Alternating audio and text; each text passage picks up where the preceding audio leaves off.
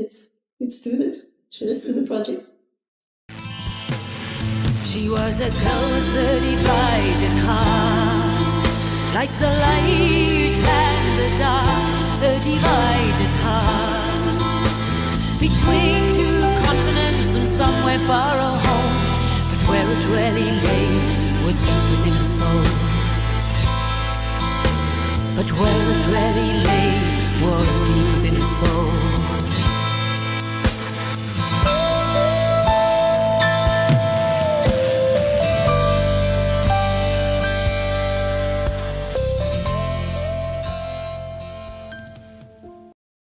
Hello, and welcome to Micki Pistorius Profiler on Record. I'm a psychologist, an author, and a profiler. You know, when I was a little girl, I cried in the movie Bambi because I was so upset with the content, and I never envisioned that I would one day become a profiler of serial killers, and here I am. I am in a very fortunate position that my book, Catch Me a Killer, it's my autobiography, was turned into a television series. And watching the very first episode, the actress Charlotte Hope, that plays the role of Micki, impressed me so much with her outstanding acting. And I actually thought, Charlotte is a much better profiler than what I ever was.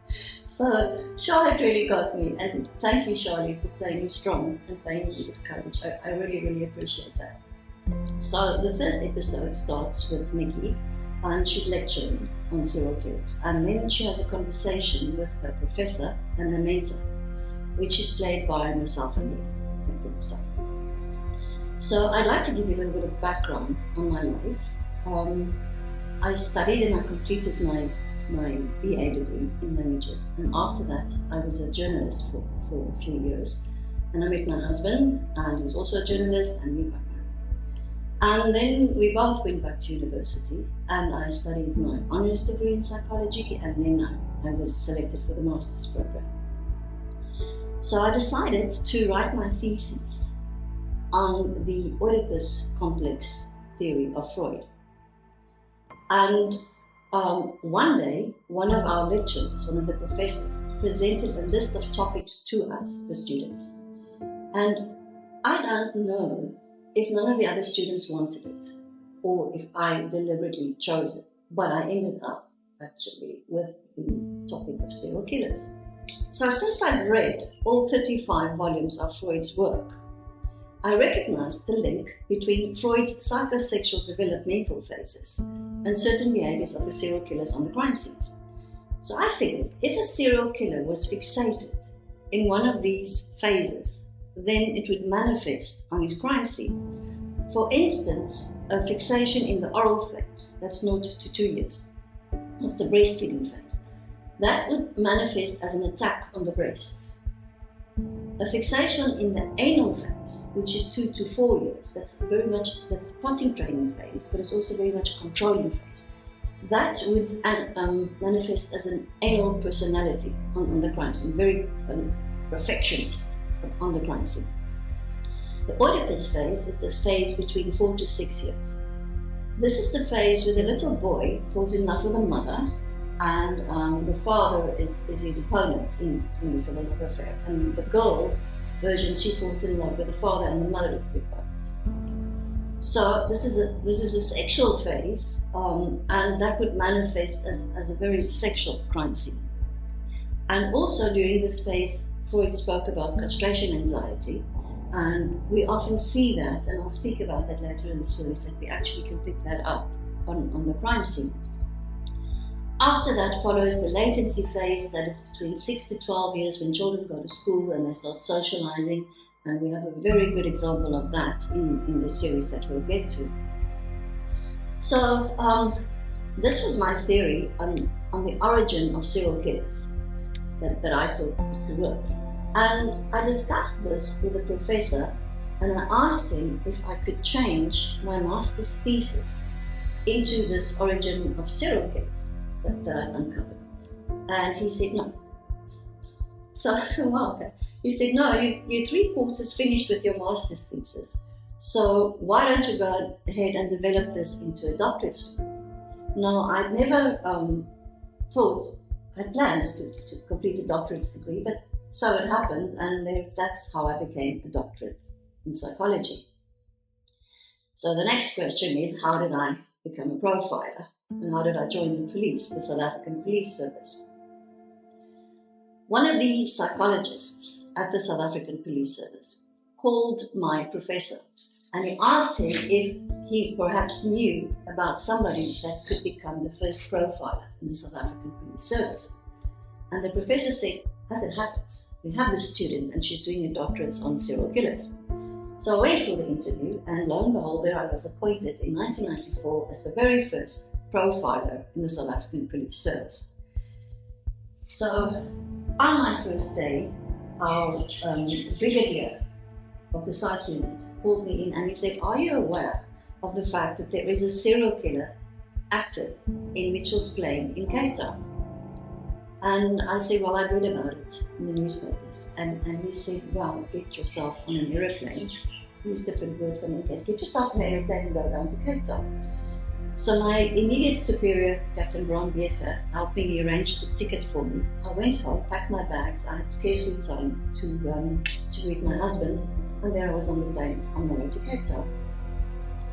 And I remember when I arrived at the airport and went through suitcase and everything, went there, and I looked around and I expected a policeman in a uniform with a little board with my name on it, and there was nobody. I was so naive, I didn't realize that detectives wore plain clothes. That's how much I knew about the police. In any case, I made the connection, detective, maybe I should go look in the bar. So I walked into the bar and there they sat, four very big burly men, and they were wearing their leather bomber jackets, and they had the standard police moustache. So I walked up to them and I asked them if they were waiting for me, and they looked me up and down and they said, "Would you like a beer?" And that's sort of how it started. So they booked me into the International Police Association's accommodation in Cape Town, which is a beautifully restored old Cape Dutch house. That was where I was staying that first time. And they told me they would pick me up the next morning. Okay, great, so here we are, now I'm in the police. So the next morning they arrived, and I was wearing a mini skirt and high heels. It was the 1990s, but what did I know? So they drove to Mitchell's Plain and we arrived, and I found, we are working from a caravan called the Tin Can. Okay, great, here we are. So I didn't really know what to do, so I said, "Well, let me tell you about serial killers." And I said, "Great, tell us about serial killers." So they listened. I don't know if they were watching my legs or this or that or whatever, but they listened. And at the end of that, the detective that was in charge, and in the series he's called Chris Extian, and he's played by a very, very good friend of mine, the actor Ivan Zimmerman. And Ivan really got it. He's great. So he told me, "Micki, I will come and pick you up tomorrow morning. And we will go directly to the crime scenes so that you can see what it was, in situ, but please wear jeans." So the next morning he arrived, I was wearing jeans, and he arrived on a scrambler. So there we are, now we're riding through those vast dunes on the scrambler of the crime scenes of the Station Strangler.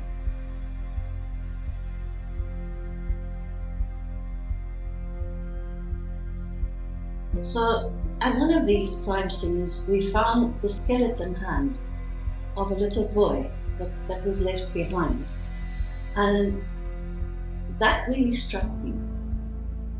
Up to that point, I've seen the crime scene photographs, which is two-dimensional. But finding an actual little hand of a boy, that brought the reality of everything to me, struck me. And this was my second, third day in the police. And I wondered, who had held the land of that little boy? Did the killer hold his hand when he led them all the way into those dunes? And what would the mother have given to hold that little hand just one more time? So that was quite tough. And driving back from the back of that scrambler, I vividly remember Mitchell's Plain, even today. And kudos to the director of the photography, Dino Benedetti, for capturing the early morning light and the buzz of Mitchell's plane. My senses were overwhelmed by the sea, by the seagulls screaming in the air, the breeze on my face, the brokers in the morning pulling out their wares, the people in the cars, the children on the street going to school. It was vibrant, it was alive. It was a very dangerous place because of the gang's activity. But I must admit, I fell in love with it. I fell in love with Mitchell's play. And in the 30 years since that very first investigation, I've learned that sometimes we become fixated on the horror of those crime scenes. But I've learned through the years that the souls of those little boys no longer linger in those dunes. The souls of the little boys have been set free, and they moved on to Elysian fields and happier pastures. I hope that is something inspirational that we can take with us when we look at the devastation of serial killing. I must admit, besides the onslaught and the impact that Mitchell's play had on me, I was in for quite a culture shock working with the detectives. They are a different species. I was raised in the hallowed halls of academia.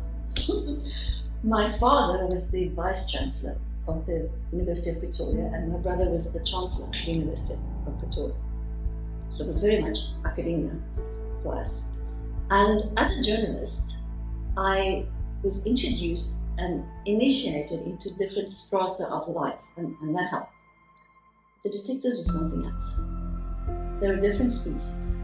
They're big, burly men, very macho.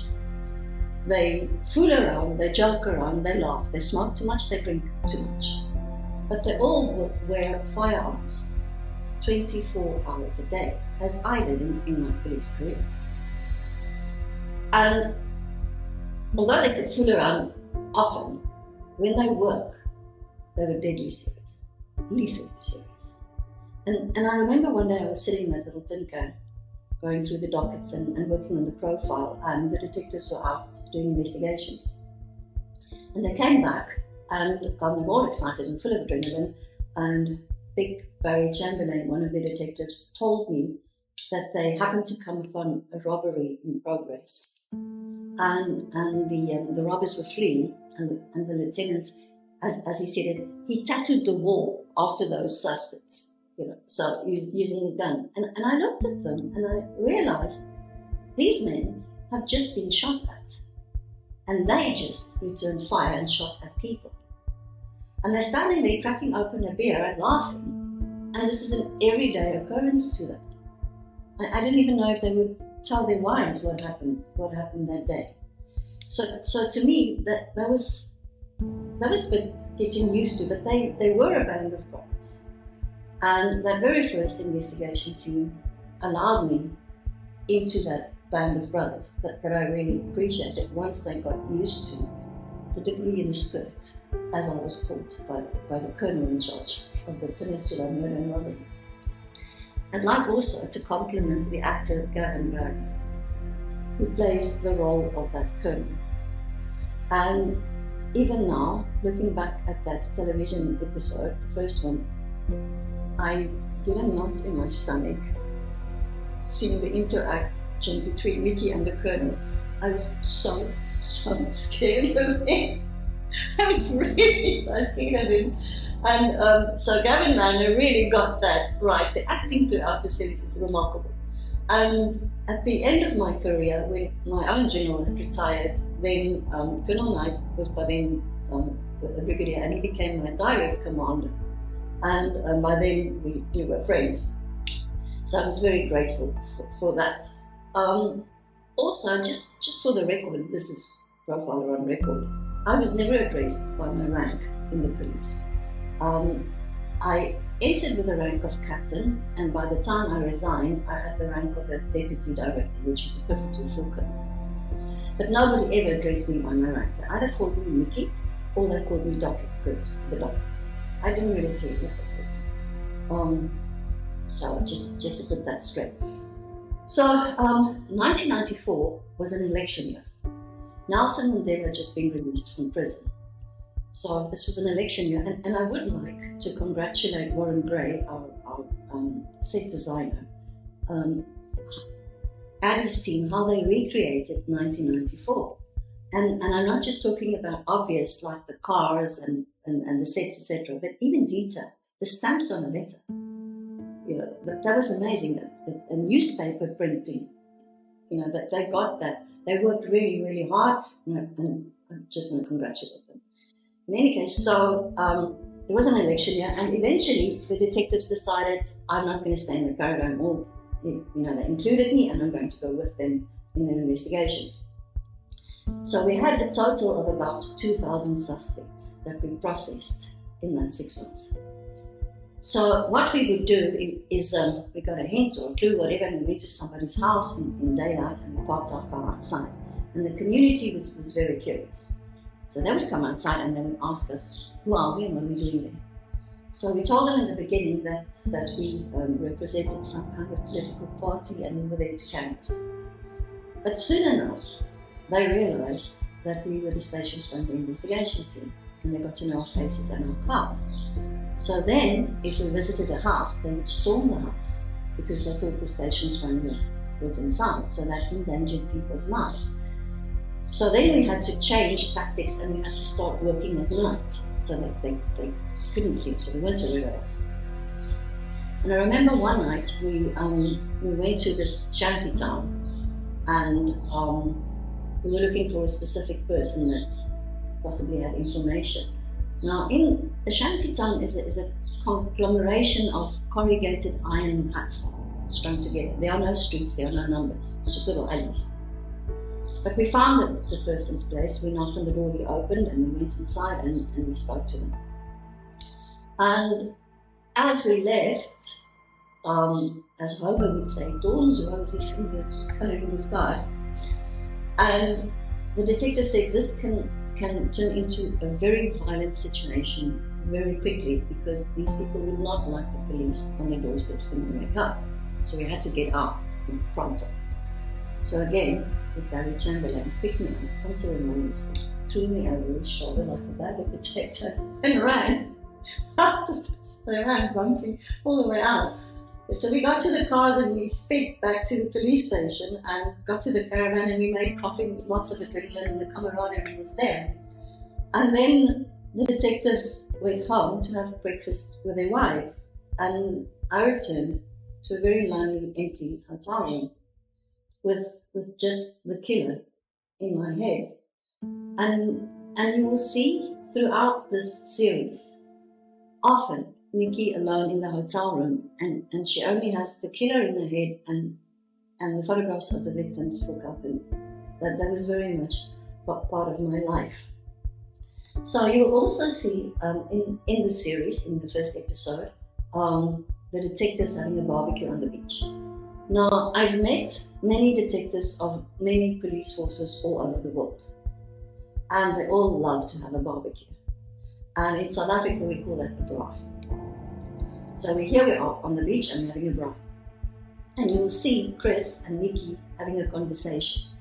And Chris expressed the need to be trained in serial killers and serial rapists and stalkers and similar crime. And Micki knew she needed to be trained in investigative methods. So if good men and good women come together and work together, we can fight injustice. And the seeds for the basic investigative psychology course was planted that night on that beach.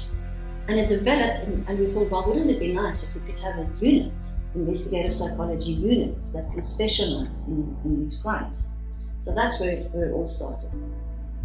And you will also see that night that they're talking about divorce, which is very common in the police. At that stage in my life, I was very happy. was very happily married. But I used to travel from Pretoria to Cape Town quite often. I wasn't there all the time. So once I got back to Pretoria, I had a discussion with my husband.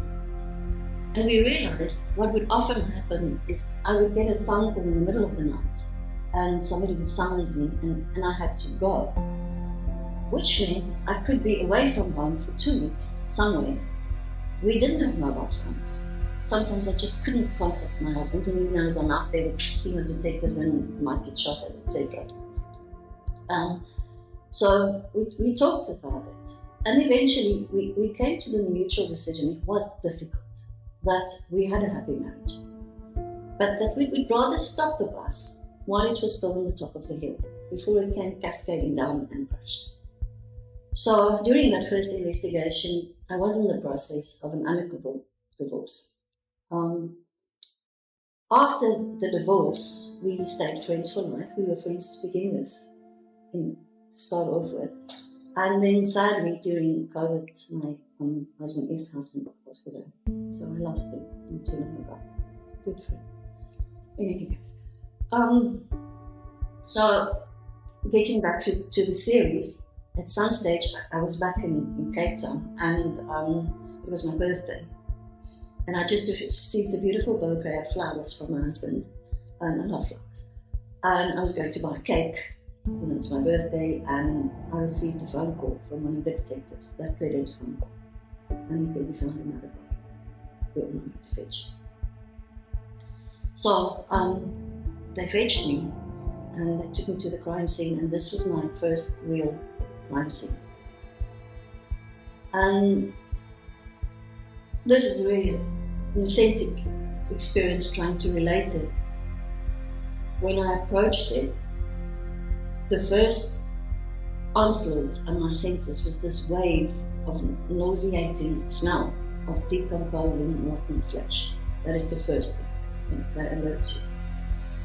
And then as I walked closer, what I saw next was this little boy lying on his stomach and the maggots.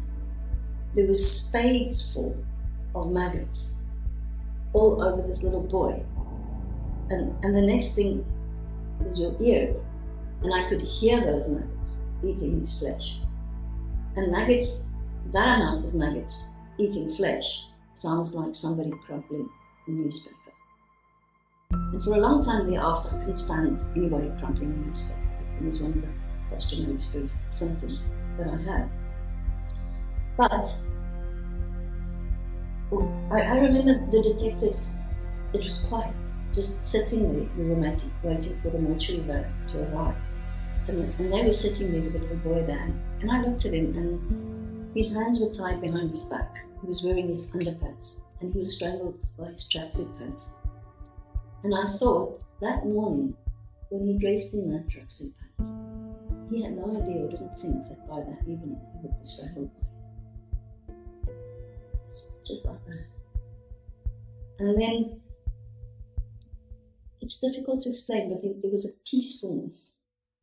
The detectives were stunned, and we were emotionally stunted by that crime scene. It was a little boy. And the next moment, all hell broke loose, because the community found out that there was a crime scene, and they arrived, and they were angry, and there was anguish on it, and they were angry at us for not catching the killer, and one of their children had been killed. And the detectives, just like that, snapped into professional mode. And I learned a lot from them, that there is no time on a crime scene for emotions. We have to work. And some of the detectives kept the crowd under control as much as they could, and the other detectives picked up the stretcher and they helped the mortuary attendants to carry the body into the van. And I remember looking at that crime scene, and I knew what I saw there was a carbon copy of the other crime scenes of the Station Strangler. There was no doubt in my mind that that was the same person. So the boy was taken to the mortuary, and in the next episode, episode 2 of Profiler on Record, I will tell you what happened, and you will see that as well in the next episode of Catch Me a Killer, how the investigation went from there, what was the arrest, what was the interrogation, what was the trial, and then also I will discuss the aftermath effect that this Station Strangler case had on the community even today. So, with this Micki Pistorius Profiler on Record, I hope that you find it informative and educational, hopefully inspirational, and I will always give you an authentic account of what it is like to work with the minds of criminals. And I will try and demystify serial killers for you and without sensationalizing them. So hopefully I will see you next week for the next episode. She was a girl with a divided heart, like the light and the dark, a divided heart, between two continents and somewhere far home, but where it really lay was deep within her soul. But where it really lay was deep within her soul.